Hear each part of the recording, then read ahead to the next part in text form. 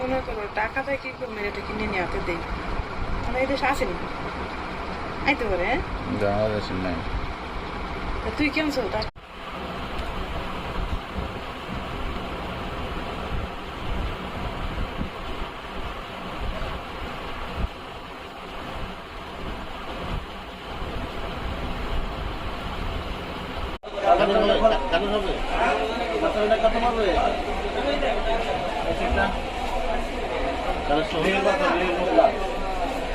ঠিক না তুমি এদিক থেকে এই মাথা ছাড়াও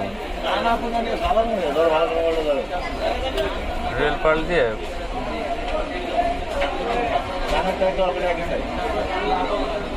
3000 টাকা আসবে